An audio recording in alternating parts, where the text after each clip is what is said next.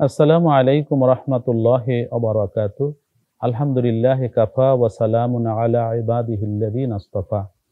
Prime bank হাসানা নিবেদিত সুন্দর জীবন অনুষ্ঠানে আপনাদেরকে স্বাগত জানাচ্ছি।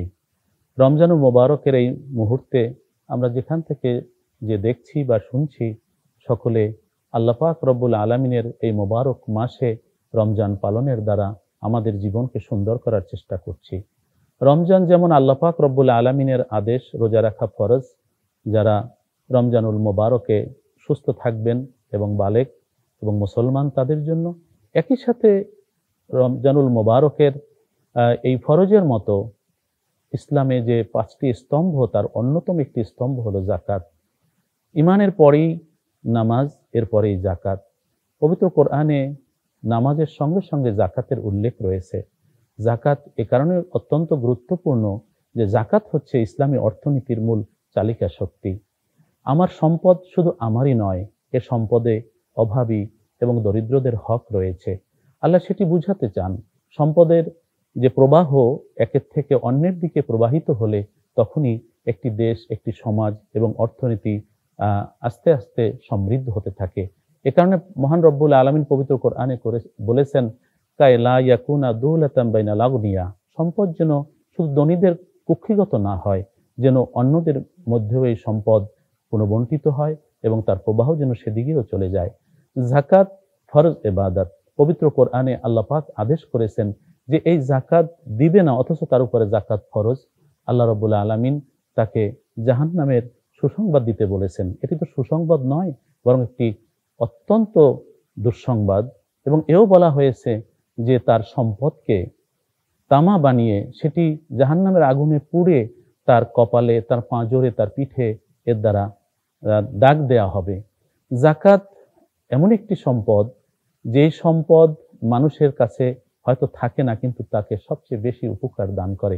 এই জন্য জাকাত শব্দের অর্থই হচ্ছে বেড়ে যাওয়া, পবিত্র হওয়া।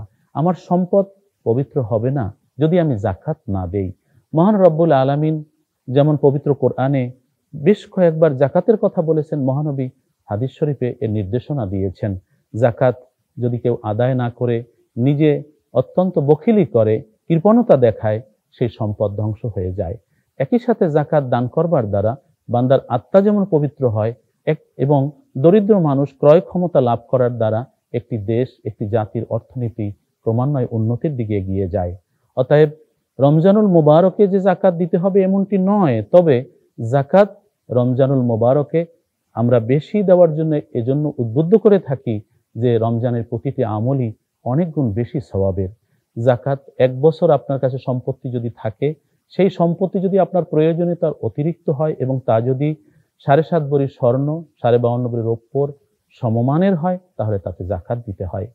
তো সেজন্যই আমরা হিসেব করে জাকাত দিব যে আমার সম্পত্তি কত রয়েছে, আমার ব্যাংকে কত টাকা রয়েছে, আমার গহনা কতটা রয়েছে, আমার স্বর্ণ রৌপ্য কতটা রয়েছে, আমার কোথায় কি সম্পত্তি রয়েছে সেটা আমি ভালো জানি, মহান আল্লাহও ভালো জানেন।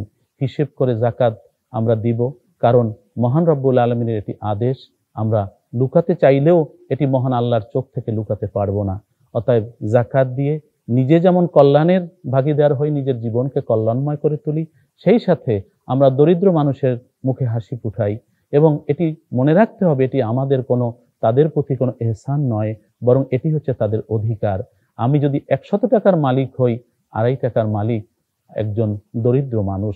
আগের দিনে নবী সাল্লাল্লাহু আলাইহি ওয়াসাল্লামের সময় এবং তার সাহাবায়েদের জীবনকালে যে আমরা ইতিহাসে পড়তে পারি যে জাকাত ধনীরা নিয়ে দরিদ্রদের কাছে অনুনয় বিনয় করে বলতেন যে আমার জাকাত হয়েছে, আমার জাকাতটুকু গ্রহণ করে আমাকে দায়মুক্ত করুন।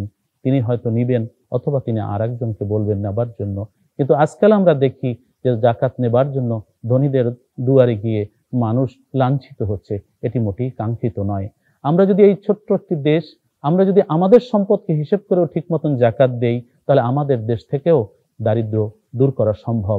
এটি গবেষণায় দেখা গেছে যে আমাদের দেশে যে সম্পদ রয়েছে তার জাকাত যথাযথভাবে আদায় করলে আমাদের দেশের দারিদ্র 10 বছরের মধ্যে দূর করা সম্ভব। আসুন আমরা জাকাত দান করি এবং আমরা ইহকালে যেমন এর কল্যাণ লাভ করি, পরকালেও আল্লাহ পাকের কাছে মুক্তি ও নাজাত আমরা লাভ করতে পারি। আল্লাহ আমাদেরকে সেই তৌফিক দান করুন। আপনারা সুস্থ থাকুন, নিরাপদে থাকুন, ভালো থাকুন। আল্লাহ হাফেজ। আসসালামু আলাইকুম রহমতুল্লাহি ওয়া বারাকাতুহু।